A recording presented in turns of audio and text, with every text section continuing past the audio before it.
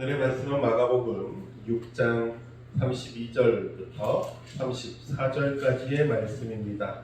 마가복음 6장 32절부터 34절까지의 말씀 함께 한 목소리로 읽겠습니다. 함께 읽습니다. 시작. 이에 배를 타고 따로 한적한 곳에 갈새 그들이 가는 것을 보고 많은 사람이 그들인 줄 안지라. 모든 고을로부터 도보로 그곳에 달려와 그들보다 먼저 갔더라. 예수께서 나오사 큰 무리를 보시고 그 목자 없는 양 같음으로 인하여 불쌍히 여기사 이에 여러 가지로 가르치시더라. 아멘. 아멘. 할렐루야. 아멘. 네, 반갑습니다. 오늘도 예배 자리에 나오신 여러분들 모두를 주님의 이름으로 축복합니다. 아멘. 네, 예배를 통해서 우리의 마음이 주님의 마음과 만나는 시간이 되길 바라고요. 또한 주님의 마음을 만날 때에 우리가 그 마음을 닮아가는 성화의 시간이 되기를 주님의 이름으로 축복합니다. 아멘. 또한 많은 비 때문에 고통받고 있는 우리의 이웃들에게도 하나님의 위로가 있기를 주님의 이름으로 축복합니다. 지난 시간 저희가 헤롯이 세례 요한을 기억하던 이야기를 통해서 예언자들의 삶에 대한 것, 그리고 그 예언자의 사명이 우리에게 주어진 사명이라는 사실을 함께 나누었습니다. 그래서 우리가 내가 예언자이다 라는 자의식을 가지고 정체성을 가지고서 우리가 하나님의 말씀을 전해야 한다는 사명을 기억하고 우리가 세상을 사랑할 것이 아니라 하나님을 사랑하고 하나님을 두려워하고 또한 우리가 그 길을 준비해야 주님이 이 땅에 오십니다 라는 내용으로 우리가 함께 나누었습니다. 그래서 우리 하나님께 성도 여러분께서 끝까지 예언자로서 하나님의 말씀을 맡은 자로 살아가 주시기를 부탁드렸습니다. 아멘. 그렇게 살아가시기를 간절히 바랍니다. 아멘. 오늘 말씀은 하나의 격언으로 시작하겠습니다. 말씀이 안 나온 거죠? 네. 이런 격언이 유대인들의 격언이 있습니다. 신은 모든 곳에 있을 수 없기에 어머니를 만드셨다라는 격언이에요. 이 말을 들을 때 여러분의 마음은 어떠십니까? 생각은 어떤 생각이 띵 하고 떠오르세요? 어떤 분들은 딱 이 말의 의미대로 어머니에 대한 생각을 하게 됩니다. 그래서 어머니의 사랑과 희생과 그 어떤 숭고함에 대해서 생각하면서 본인의 어머니를 떠올리고 그렇지, 우리 어머니가 나를 그렇게 사랑하셨지 라는 생각을 하시는 분들이 있습니다. 그런데 요즘에는 이런 류의 이야기들을 불편해 하시는 분들이 많아요. 일단은 처음에 딱 들었을 때 불편해 할 만한 분들은 어머니들이 불편해 하시죠. 왜냐면 신과 나를 동격으로 두면 내가 너무 부담스럽다는 거예요. 내가 신처럼 애를 대해야 할 것 같고 안 그래도 이미 부담감과 의무감을 가지고서 최선을 다하고 있음에도 또 무거운 짐을 져주는 것 같다라고 받아들이는 분들도 있습니다. 또 다른 한편에서 이런 말을 볼 때 또 어떤 생각이 드냐면 저 같은 경우에 그러면 아빠는 이라는 생각도 하게 됩니다. 엄마만 두셨나? 아빠도 두셨는데?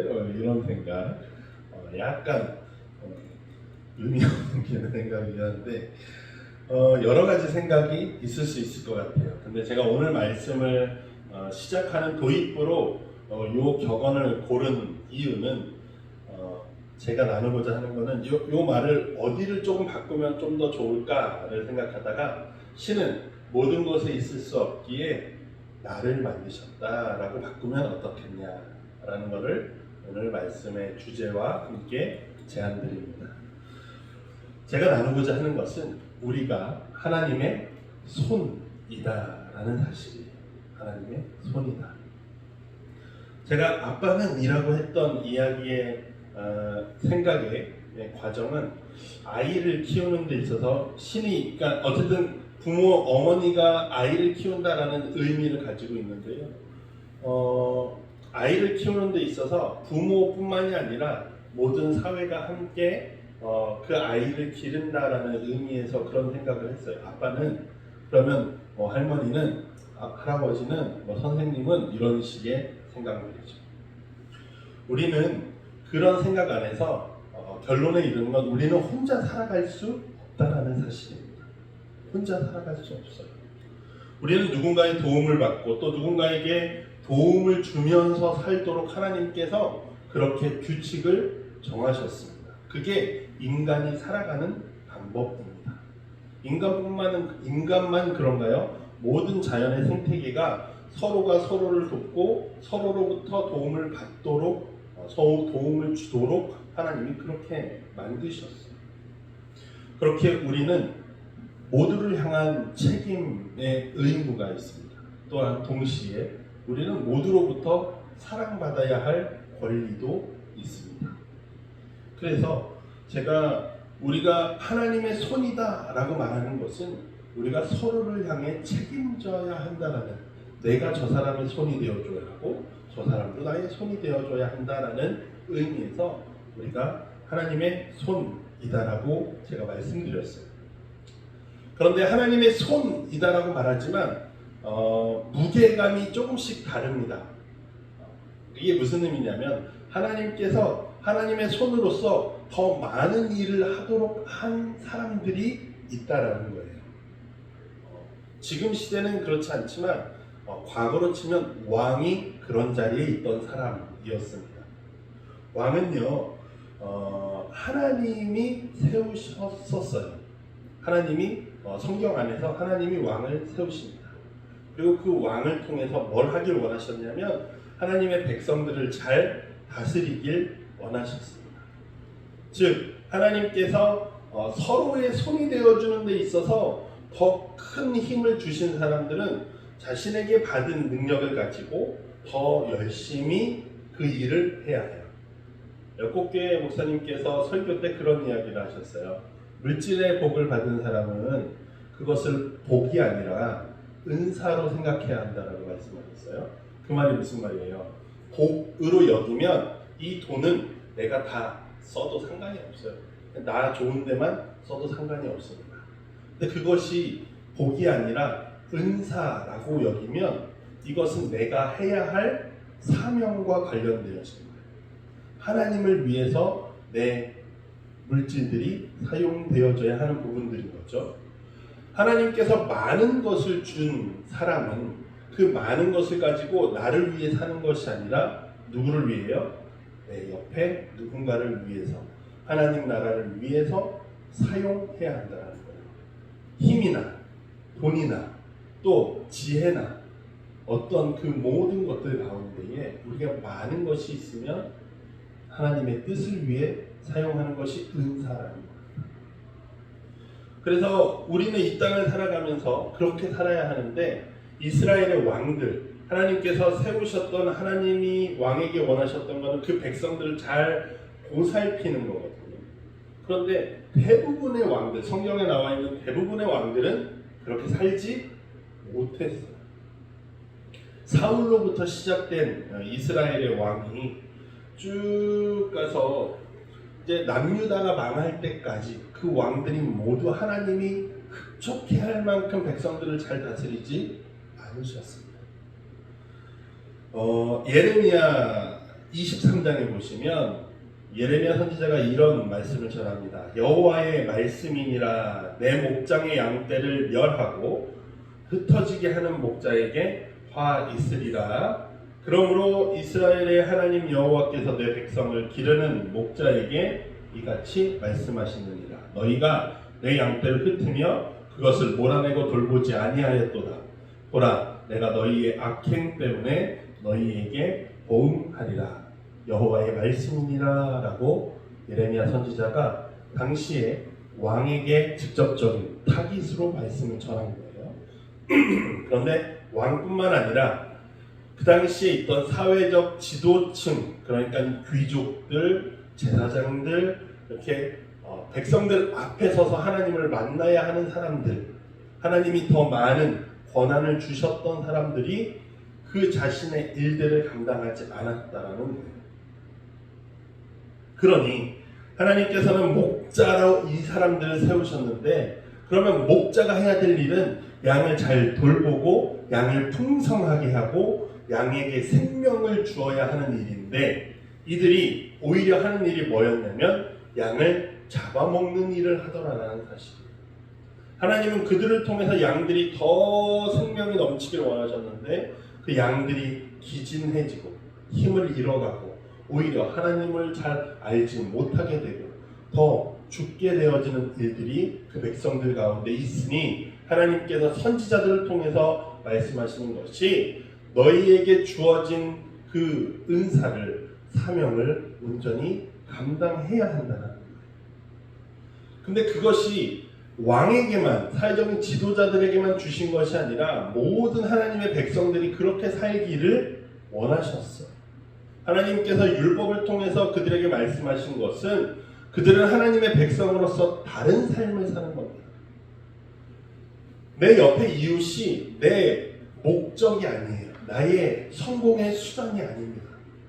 이들은 하나님의 은혜를 함께 나누고 살아가야 하는 사람들이에요. 그런데 우리는, 세상은, 가나안 땅의 대부분의 사람들은 어떻게 했냐면, 이들은 내 성공을 위해서 어떻게 해도 상관없지. 그러니 누가 생겨요? 노예가 생기는 거예요. 하나님은 이스라엘 백성들을 애굽에서 건져내실 때 노예에서 자유민으로 부르셨다. 그리고 너희 형제들이 서로가 서로를 노예로 만들지 말라고 하셨는데, 그것은 이스라엘 백성들이 서로만 노예로 만들지 않는다고, 그러면 가나안 사람들은 노예로 만들면 되냐? 라는 것이 아니죠. 누구에게나 서로가 서로에게 착취하거나 빼앗는 일이 없어야 된다는 하나님의 말씀인데, 백성들은 그렇게 살지 못해요. 특히나 누가 그렇게 살지 못해요?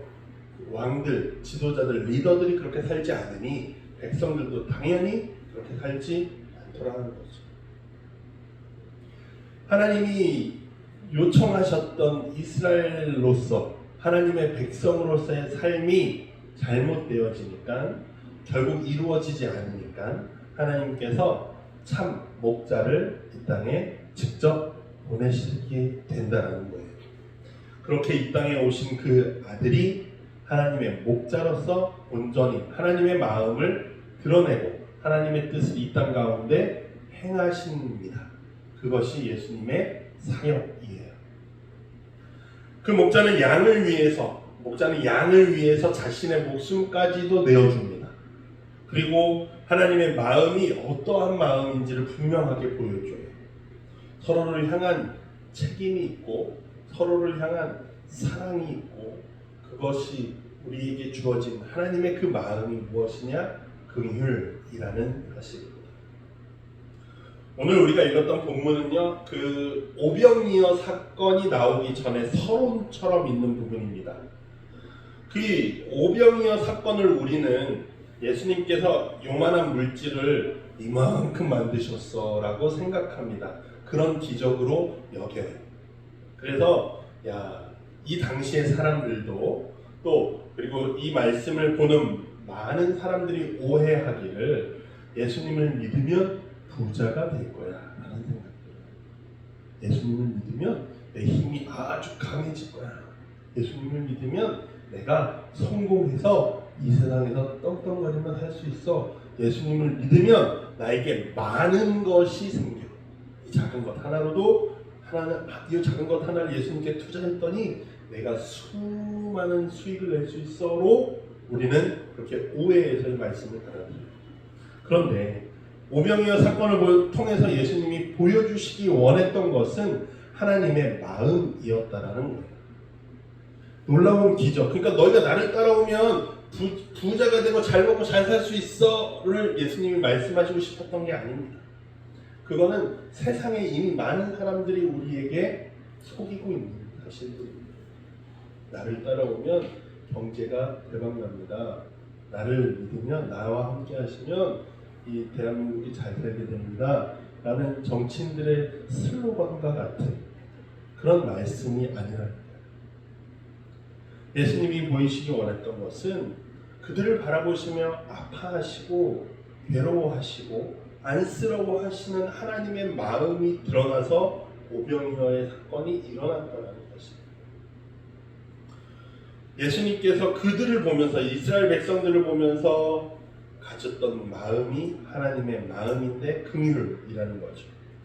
마태복음 15장 32절에 보시면 마태복음에서도 오병이어 사건이 나오고 그 다음 이후에 칠병이어까지도 나와요. 그런데 그 칠병이어 사건 앞에 예수님이 이렇게 말씀하십니다. 예수께서 제자들을 불러 이르시되 내가 무리를 불쌍히 여기노라 라는 거예요. 그 마음이 여기서 성경에서 불쌍히 여기다라는 말이 예수님께서 그들을 향한 긍휼의 마음을 표현하고 있는 거거든요.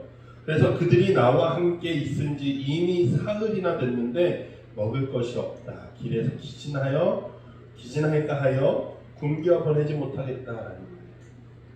왜 할머니들이 손주들 보면 왜 이렇게 말랐냐라고 하시잖아요. 그런 것처럼 그들을 보면서 안쓰러워하는 거예요. 그것이 예수님을 통해서 드러난 하나님의 마음이라는 거예요.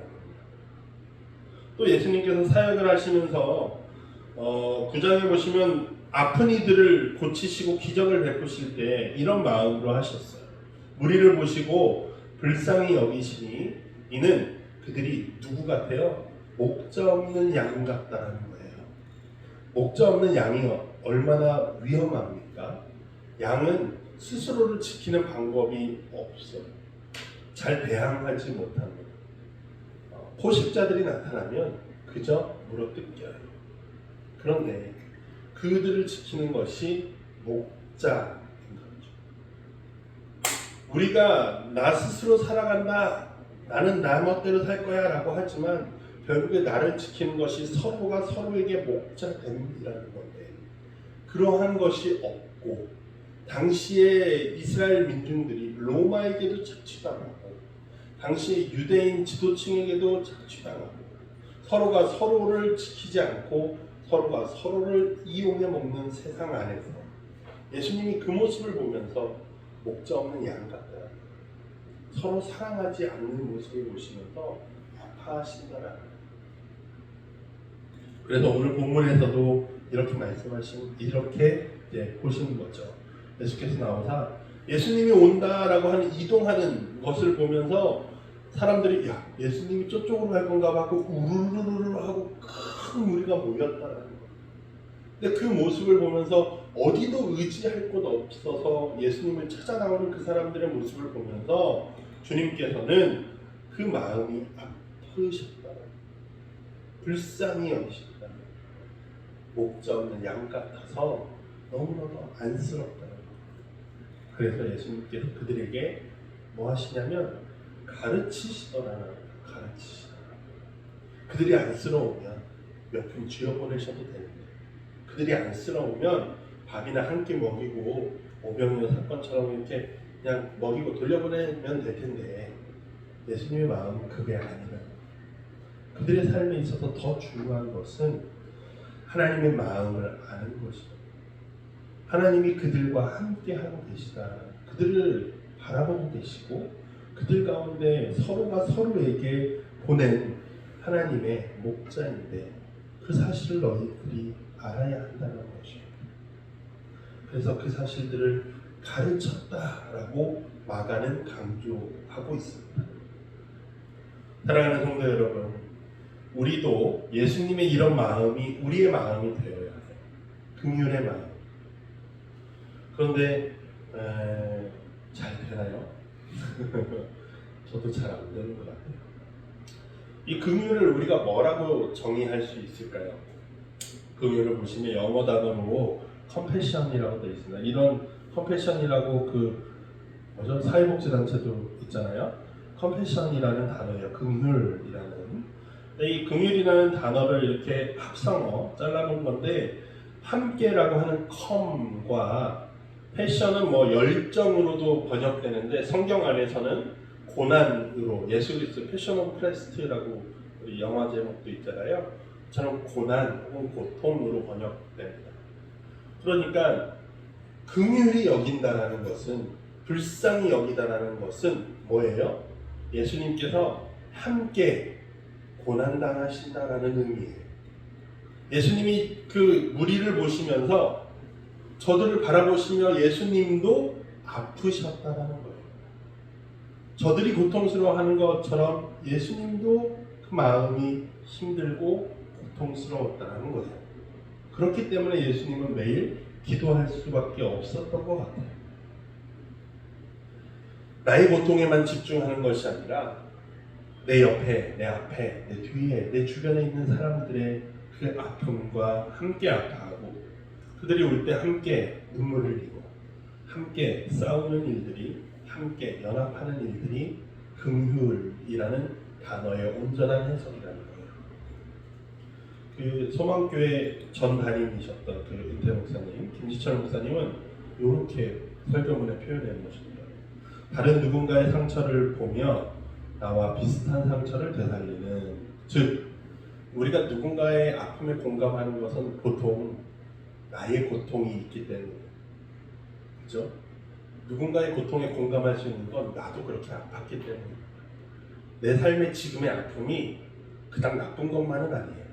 왜냐하면 내 고통이 누군가의 아픔을 함께 나눌 수 있는 배경이 되어주기 때문이죠. 비슷한 상처를 되살리는 가혹한 현장에 스스로 노출하는 위험하고도 과감한 도전입니다 라고 말씀하셨는데, 사실 내가 아팠던 경험이 있으면 저 아팠던 사람의 모습을 보기가 싫어집니다. 그렇죠? 우리는 눈 돌리고 싶어요. 내 아픔이 생각이 나니까.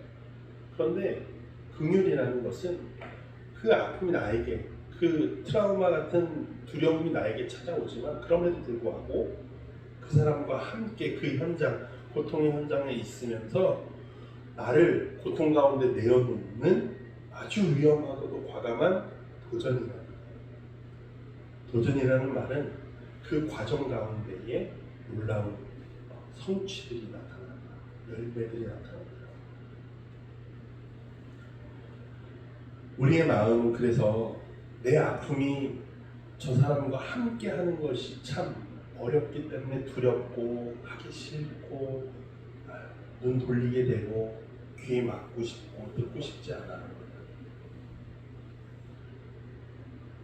어떤 사람들은 그래서 그냥 아유 안 됐다 정도로 생각하기 원해요.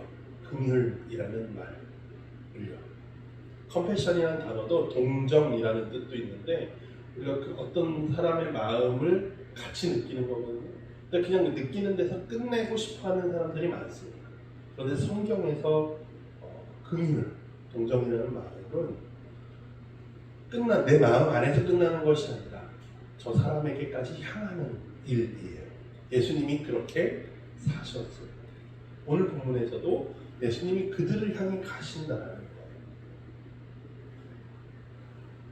우리는 나와 저 사람이 같은 아픔을 갖고 있어도 나는 저 사람에게 가기 힘들어합니다. 왜냐하면 나와 저 사람 사이에 뭐가 있냐면 벽이 있어요.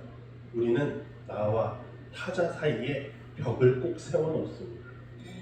벽이 없는 사람은 없어요. 누구나. 그런데 이 벽을 넘어가거나 무너뜨리고 싶어 하지 않는 게 우리의 마음이에요. 그런데 예수님께서는 어떤 분이시냐면 우리의 화평이신데 둘로 하나를 만드사 원수된 것 중간에 막힌 담을 자신의 육체로 하셨다는 거예요. 예수 그리스도의 십자가의 죽으심을 통해서 나와 저 사람 사이에, 나와 하나님 사이에 벽을 허셨다는 거예요. 무너뜨리셨다. 그러면 우리는 뭐 할 수 있어요? 만날 수 있게 된다라는 사실입니다. 그리고 만나야 한다라는 사실이에요. 둘로 나눠진 마음을 하나 되게 하시는 능력, 하나님과 우리 그리고 나와 너라는 그 둘을 하나로 만드시는 힘이 예수님께 있습니다.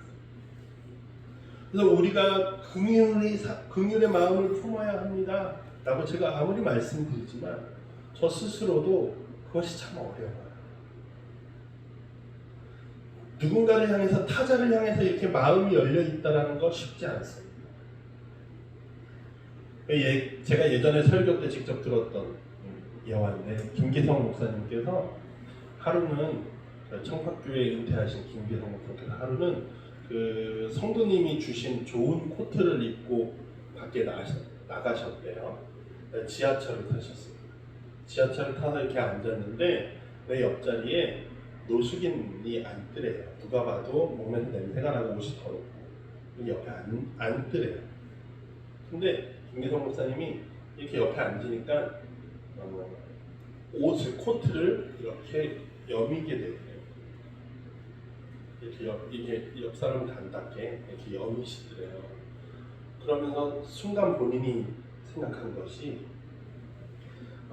그런 말씀을 제가 워딩을 그대로 하는 건 아니고 내가 내 옷을 조금 깨끗하게 하려고 누군가와 누가 봐도 고통을 받고 있는 사람과 나 사이의 벽을 내가 세우거나 이렇게 만나고 싶지 않아 하고 거절하는 피하려고 하는 모습이 스스로가 부끄러웠다라고 말씀하시더라고요. 김기성 목사님께서 가지신 부끄러움은 단순히 목사로서의 부끄러움을 넘어서 모든 그리스도인으로서의 부끄러움이 있거든요. 그리스도인으로서 살아간다는 것은 저 아내는 아니지만 누군가와 이렇게 편히 만나는 게 참 쉽지 않은 사람에게는 특히나 참 어려운 일이에요. 긍휼의 마음을 품고 사람을 돕고 사랑해야 한다는 설교를 제가 이번 주에 준비하면서도 못하겠는 거예요. 그래서 하나님 못하겠어요 라고 하면서 찔끔 울었어요. 찔끔 울었더니 저에게 든 생각은 그래도 못하겠는데 그래도 해야겠죠 라는 거예요. 근데 정말 못하겠어요. 역학교에 있을 때도 이제 그 구제비 받으러 이렇게 계속 오시거든요. 1,000원씩 2,000원씩 이렇게 받으려고 오셔요. 근데 이제 주에 한 번만 드려요 하고서 드리는데 주에 2번씩 3번씩 오셔서 인사하시는 분들이 있어요. 그러면은 그냥 돌려보내기도 하고 가끔 정 안 될 때는 한 번 더 드리기도 하는데 그런 분들을 만나면서 대하면서 저는 조금 그나마 나이스하게 대하려고 조금 친절하게 대하려고 노력은 했는데 그럼에도 불구하고 내 마음은 그들을 향해서 열려있나? 그냥 적당히 1,000원, 2,000원 주고서 내 할 거 다 했지라고 생각하고 있지 않나? 라는 거죠. 그런데 중요한 것은 못하겠어도 해야 한다는 거예요. 잘 안 돼도 하자라는 겁니다. 사랑하는 하나님의 성도 여러분, 주님을 닮아서 긍휼의 마음을 품고 이 땅에 하나님의 마음을 드러내는 여러분이 되길 바랍니다. 긍휼의 마음을 가지고 먼저 다가갈 수 있기를 바랍니다. 제가 그 글쓰기 교실을 하는 선생님한테서 그 이메일로 메일링을 좀 받는 게 있어요. 그래서 가르치는 학생들이 글 쓴 거를 이제 사람들한테 보내주는 이런 식의 메일링을 받아보는데 이번 주에 받아본 것 중에 아주 인상적인 내용이 있어서 함께 나눠보려고. 한 남자친구분이 편지를 받았습니다. 여자 후배한테요. 뭐예요? 누가 봐도 러브레터예요. 누가 봐도 러브레터예요. 그래서 학교 수업 끝나고 받아서 집에 가는 길에 전철에서 이렇게 열어보는데 환승역이 다 올 때쯤이었나 봐요. 이렇게 편지를 딱 첫 장을 열어봤는데 첫 문장이 뭐냐면 하나님은 사랑입니다. 사랑은 생명입니다. 생명은 하나님입니다가 첫 문장인 거예요. 저는 이렇게 편지를 받으면 신천지인가 할게요. 지난번에 한번 넣고 가시더라고요. 문 밑으로 넣고 가시길래 버리긴 했는데 첫 문장이 이렇대요. 이게 무슨 말이지? 이 청년이 그러면서 환승역이 가까워져갖고 편지를 얼른 접어서 집에 가서 다시 읽어봤어요. 근데 이제 다행히도 고백의 편지였어요. 어떤 포교의 편지가 아니라 고백의 편지였습니다. 그래서 이 내용을 받고 고민을 한 거죠. 이 남자 청년은 평생 이런 걸 받아본 적도 없고 연애를 해보지도 않았던 거 같아요. 친구한테 보여줬더니 이야 안 죽었네 막 이러고 막 놀리는데 나 진지해 라고 그랬더니 친구가 그냥 만나봐 라고 했답니다. 그래서 일단 이 후배를 만났어요. 대화를 해봐야 될 거 아니에요. 무슨 어떤 마음인 건지 이렇게 만나봤습니다. 이제 만나서 후배가 그런 이야기를 편지에 적었는데 새벽에 자기가 운동장을 걸으면서 기도를 하는데 이제 만날 사람에 대해서 놓고 이렇게 기도를 하면서 걸었나 봐요. 근데 이제 그때 선배가 떠올랐어요 라고 하면서 고백 편지를 보낸 거죠.